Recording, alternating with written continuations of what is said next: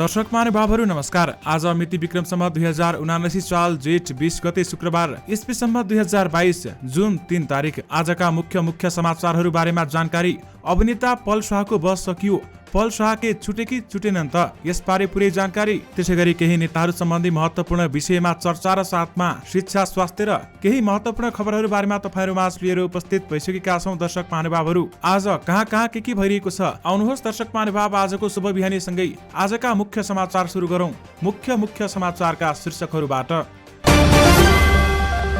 प्रधानमन्त्री बन्ने अफर आएको छ, तर म त्यो रेसमा छैन भन्दै नेकपा माओवादी केन्द्रका अध्यक्ष पुष्पकमल दाहाल प्रचण्डले भने एमसीसी परियोजनाहरूलाई 9 अर्ब 27 करोड बजेट, लेटर प्याड र छापको दुरुपयोग गरेको भन्दै पोखरा नगर सभापतिले सोधे सचिवलाई स्पष्टीकरण। टर्की देशको नाम अब टर्कीय हुने। पोखरा विमानस्थललाई 4 अर्ब 40 करोड बजेट, निजगढमा 26 करोड। फोहोर र यसपालिको प्रश्न हुबहु परीक्षा दिइसकेकाले स्थगित नहुने। पछिल्लो 24 घण्टामा नेपालमा थप 14 जनामा कोरोना संक्रमण पुष्टि, 101 जना सक्रिय संक्रमित। फेसबुकबाट यातना दिने विरुद्ध जाहेरी परी अनुसन्धान हुन्छ भन्दै प्रहरी प्रमुखको भनाई। लुबुका किसानले घेरे आयल निगम, मनाङमा आइपुग्यो 50% पुस्तकहरू। तारायर दुर्घटनामा ज्यान गुमाएका सब परिवारलाई बुझाइयो, मृत्यु भएका परिवारले कति राहत पाउने भएका छन् त, यसबारे पुरै जानकारी। चौथो दिन पनि घट्यो शेयर बजार, गठबन्धन अझै केही वर्ष टिक्छ भन्दै नेकपा माओवादी केन्द्रका अध्यक्ष वर्षमान पुनको भनाई। सहमतिबाट मात्रै नेपालगञ्जमा राजा वीरेन्द्रको शालिग स्थापना गर्न दलहरू सहमत। अर्थमन्त्रीको तजबीमा 57 अर्ब बजेट, मनलाग्दी खर्च गर्न पाइने। बालेन शाह र हर्क साम्पाङलाई पार्टीमा लाग्न शङ्कर पोखरेलको सुझाव। विराटनगरमा 40 लाख बराबरको अवैध सामान सहित भारतीय ट्र्याक्टर नियन्त्रणमा।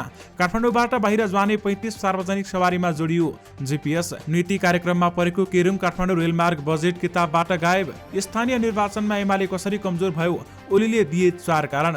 प्रधानमन्त्रीले संसदबाटै चुनाव घोषणा गरे हुन्छ भन्दै शम्भु थापाको भनाई। एसिड पोखिएर जनकपुरको रेलमा आगो लाग्यो, यात्रुको भागाभाग। चौथो आइजिपीले पनि भने निर्मला पन्त प्रकरणको अनुसन्धान प्राथमिकता छ, यसबारेमा मैले पहल थाल्छु। एमाले प्रधानमन्त्री कार्ड हान्दैछ, तर म लोपमा पर्दैन भन्दै माधव कुमार नेपालको भनाई। वैदेशिक रोजगारीका नाममा कन्सल्टेन्सीबाट 1 महिनामै 5 करोड रुपैयाँ ठगी, कारबाहीको दायरामा ल्याइने श्रम मन्त्रीको चेतावनी। चीनमा शक्तिशाली भूकम्प, 4 जनाको मृत्यु। पेट्रोलियम पदार्थको मूल्य बढाउने आयल निगमको तयारी। अमेरिकामा फेरि अर्को गोलीकाण्ड, 3 जनाको मृत्यु। पल शाहको मुद्दामा बहस सकियो, आजै तारिकमा छुटेकी छुटेनन् त, यसबारे पुरै जानकारी। ठेगाना लगाउने प्रचण्डको धम्कीमा कंग्रेसको निष्कर्ष, कार्यकर्ताका अगाडि क्रान्तिकारी बन्न खोजे। अब सुन्नुहोस् पुरा समाचार। जनकपुर आउने क्रममा रहेको नेपाली रेलमा बिहीबार दिउँसो आगो लागेको छ।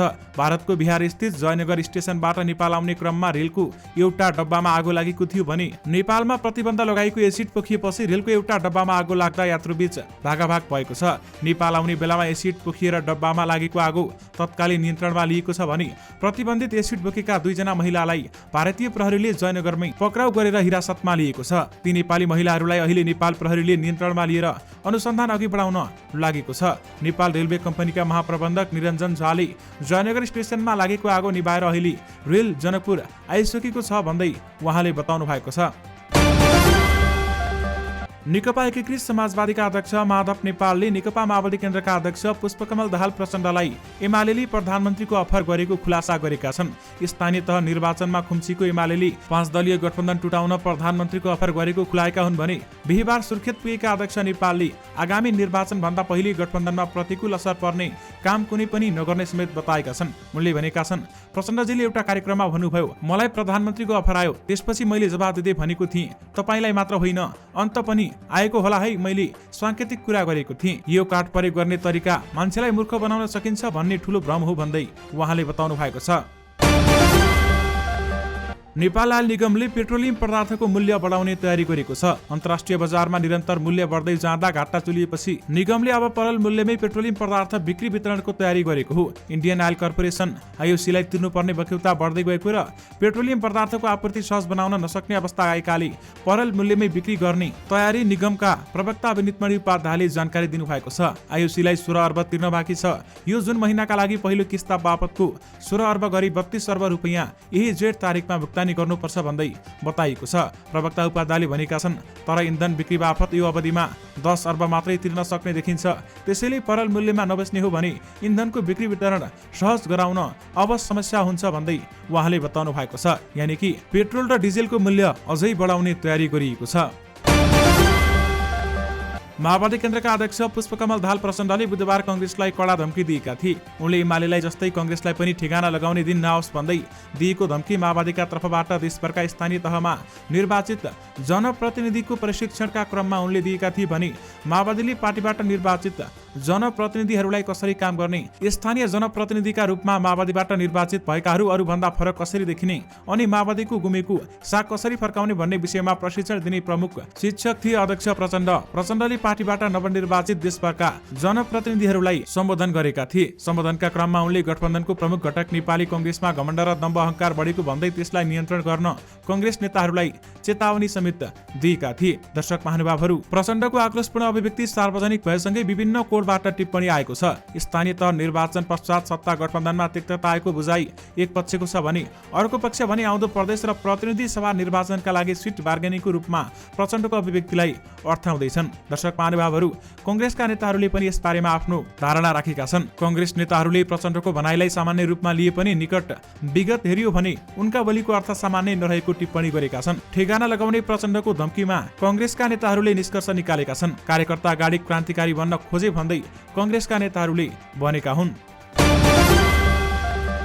दर्शक महानुभाव, बलात्कार आरोपित कलाकार पूर्णविक्रम शाह यानि कि पल शाहलाई थुनामै राख्ने जिल्ला अदालतको आदेश उच्चले सदर गरेको छ। उच्च अदालत पोखराले जिल्ला अदालत तनहुँ र नवलपरासीको यसअघिको आदेशलाई नै सदर गर्दै थुनामै पठाउने आदेश गरेको हो भने एक नाबालिग गायिकाले बलात्कार गरेको आरोपमा पूर्वपक्षमा थुनामा रहेका शाहले साधारण तारिकमा रिहा हुन पाउनुपर्ने माग राख्दै उच्च अदालत पोखरामा निवेदन दिएका थिए। उच्चका न्यायाधीश उज्जवल शुक्ल र श्रीधरा कुमारी पुरासैनीको संयुक्त इजलासले शाहलाई थुनामै राख्ने जिल्लाको आदेश सदर गरेको हो। बलात्कार आरोपमा उजुरी परेपछि गत फागुन 11 गते शाहले प्रहरी समक्ष आत्मसमर्पण गरेका थिए। उनी विरुद्ध तनहुँ र नवलपरासीमा उजुरी परेको थियो भने दुवै अदालतले उनलाई पूर्वपक्षमा पठाउने सन्देश दिएका थिए।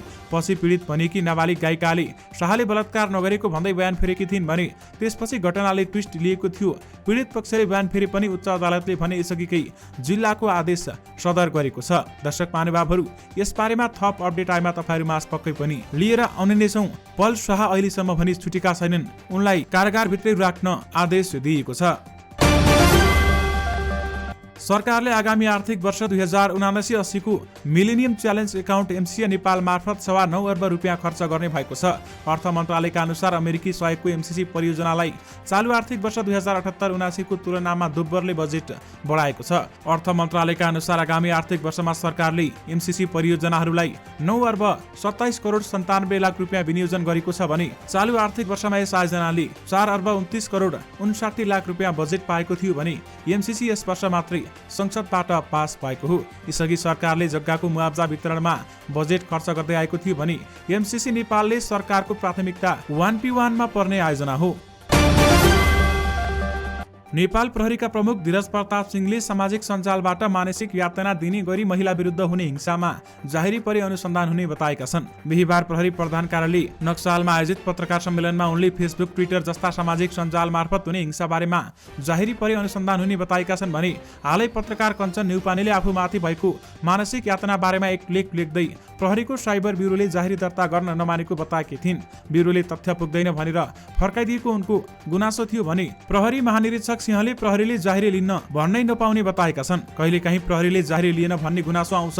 साइबर ब्युरोले जाहेरी लिन भने माथिल्लो निकाय उपत्यका प्रहरी कार्यालय रानी पोखरी मार्फत पनि दिन सकिन्छ अथवा जिल्ला प्रशासन कार्यालयमा पनि दिन सकिन्छ भन्दै सिंहले भनेका छन्। अहिले प्रहरीलाई जाहेरी लिनै पर्ने बाध्यतात्मक अवस्था छ। पक्राउ गर्ने नगर्ने भन्ने चाहिँ अनुसन्धानबाट टुङ्गिने विषय हो भन्दै उहाँले बताउनु भएको छ। यानि कि फेसबुकबाट यातना दिने विरुद्ध पनि जाहेरी परि अनुसन्धान हुन्छ भन्दै प्रहरी प्रमुखले बताउनु भएको छ।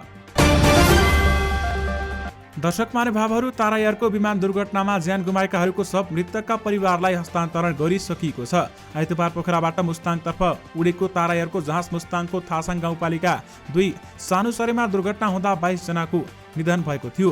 निधन हुनेहरूको शव त्रिवी शिक्षण अस्पतालमा पोस्टमार्टम गरेर मृतकको परिवारलाई बिहीबार हस्तान्तरण गरिएको हो। दुर्घटनामा परेको जहाज सोमबार बिहान फेला परेको थियो भने सोमबार र मङ्गलबार गरी 2 चरणमा शवहरूलाई नेपाली सेनाको हेलिकप्टर मार्फत काठमाडौँ ल्याएको थियो। दर्शक महानुभावहरू, मृतकका परिवारलाई राहत दिने सम्बन्धी पनि कुरा भइरहेको छ। राहत कति दिने भन्ने बारेमा अहिलेसम्म आधिकारिक जानकारी आएको छैन। यसबारेमा थप केही जानकारी आएमा तपाईँहरू माझ पक्कै पनि लिएर आउने नै छौँ।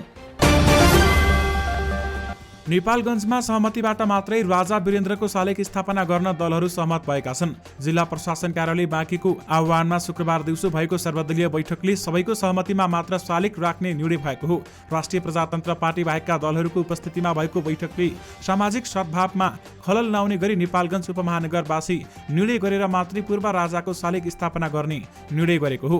नगरपालिकामा बसेर निर्णय गर्ने र कसैले पनि आफू खुसी यस्ता कामहरू नगर्ने कुरामा दलहरूबीच सहमति भएको बाँके प्रहरीका प्रवक्ता डीएसपी मधुसूदन नेउपानेले जानकारी दिनुभएको छ। दरबार हत्याकाण्ड भएको 21 वर्षपछि जेठ 19 गतेको अवसर पारेर राष्ट्रिय प्रजातन्त्र पार्टीका कार्यकर्ताले शुक्रबार बिहान 8:30 बजेतिर नेपालगञ्जको वीरेन्द्र चोकमा राजा वीरेन्द्रको शालिग स्थापना गरेका थिए। राप्रपाले कसैलाई नसोधी सरसल्लाह समेत नगरी वा नगरबाट निर्णय नै नगराई एकाएक राजा वीरेन्द्रको शालिग स्थापना गरेको भन्दै त्यसको विरोध भएको थियो भने त्यसपछि प्रहरी प्रशासनले शालिग केही बेरमै हटाएको थियो। प्रहरीले शालिग हटाएपछि आक्रोशित राप्रपाका कार्यकर्ताले प्रहरीमाथि आक्रमण गरेका थिए भने उनीहरूले नजिकै रहेको शहीद सेतु विकको शालिगमा समेत तोडफोड गरेका थिए। प्रहरीले स्थिति नियन्त्रणमा लिन अश्रु ग्यास हान्नुका साथै 4 राउन्ड हवाई फायर समेत गरेको थियो। अहिले भने सहमतिबाट मात्रै नेपालगञ्जमा राजा वीरेन्द्रको शालिग स्थापना गर्न दलहरू सहमत भएका छन्। नेकपा एमालेका महासचिव शङ्कर पोखरेलले स्थानीय तह निर्वाचनमा स्वतन्त्र उम्मेदवारी दिएर मेयर जितेका काठमाडौँका बालेन शाह र धरानका हर्क साम्पाङलाई पार्टीमा लाग्न सुझाव दिएका छन्। बिहीबार दिउँसो नेपाल राष्ट्र बैंकको कर्मचारी संघको 8औं परिषद बैठकमा बोल्दै उनले स्वतन्त्र उम्मेदवारी दिएर निर्वाचन जितेका शाह र साम्पाङलाई पार्टीमा लाग्न सुझाव दिएका छन्।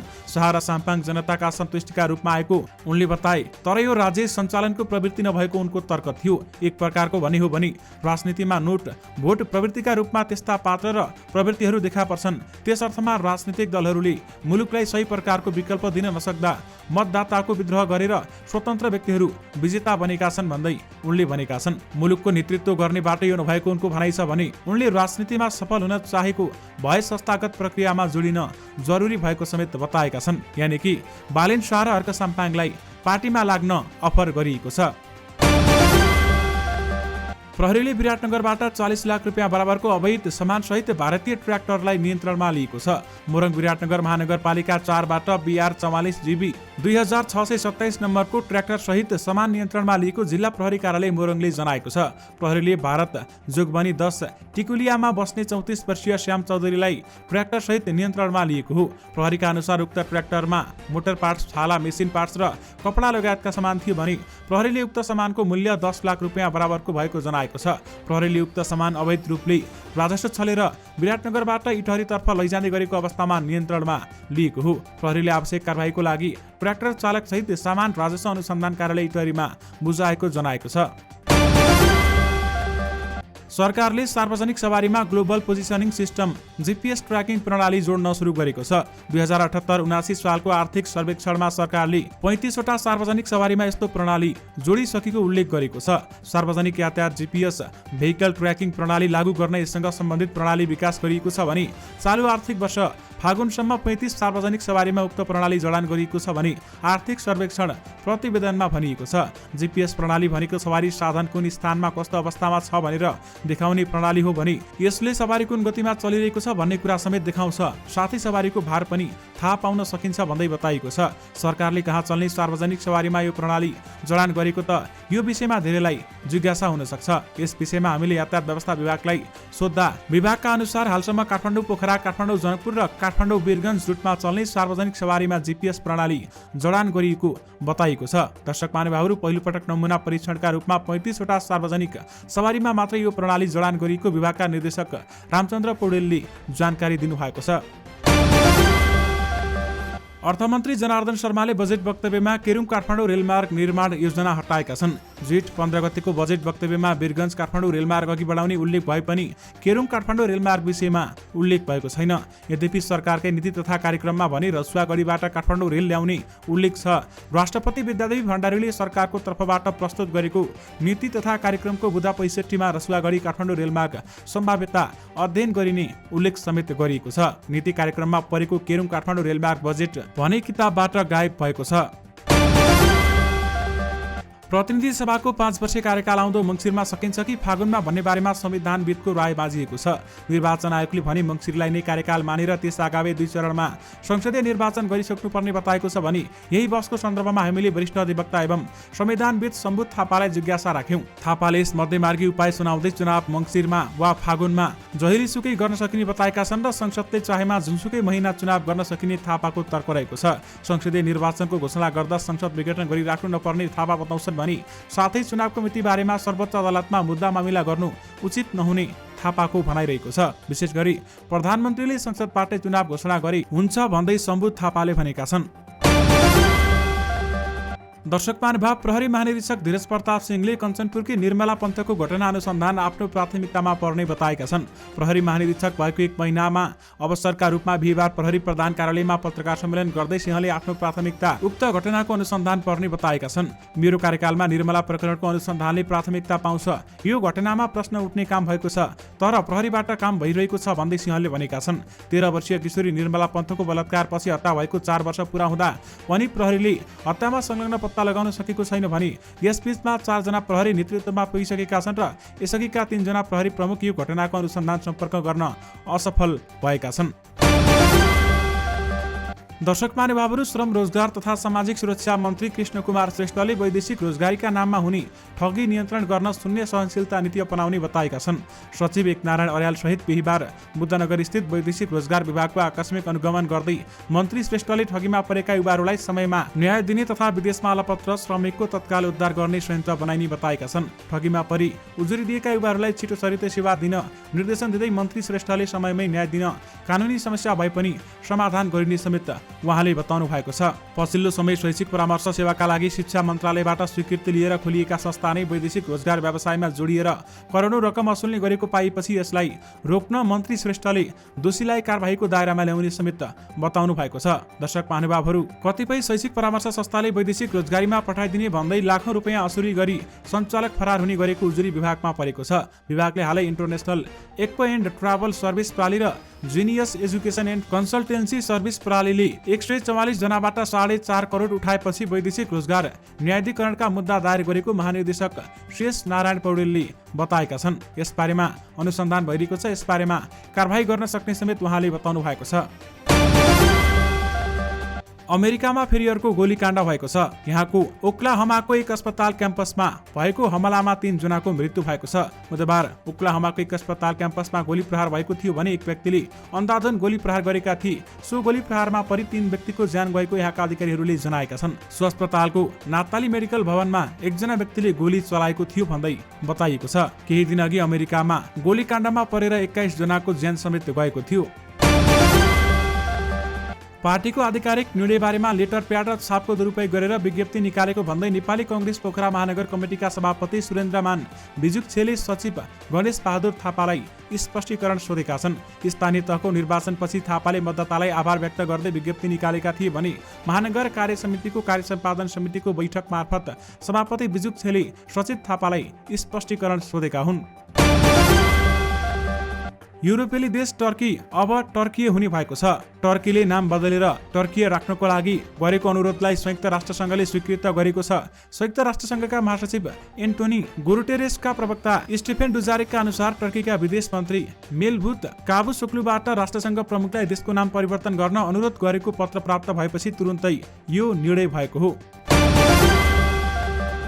सरकारले नेपाल नागरिक उड्डयन प्राधिकरण मार्फत विमानस्थल आयोजनाहरूमा ऋण लगानी गर्दै आएको छ। आगामी आर्थिक वर्ष 2079-80 मा निर्माणको अन्तिम चरणमा रहेको पोखरा क्षेत्रीय अन्तर्राष्ट्रिय विमानस्थलका लागि 4 अर्ब 40 करोड रुपियाँ विनियोजन भएको छ। अर्थ मन्त्रालयका अनुसार यस आयोजनामा चालु आर्थिक वर्षमा 5 अर्ब 18 करोड 17 लाख रुपियाँ बराबरको बजेट कार्यान्वयन भइरहेको छ।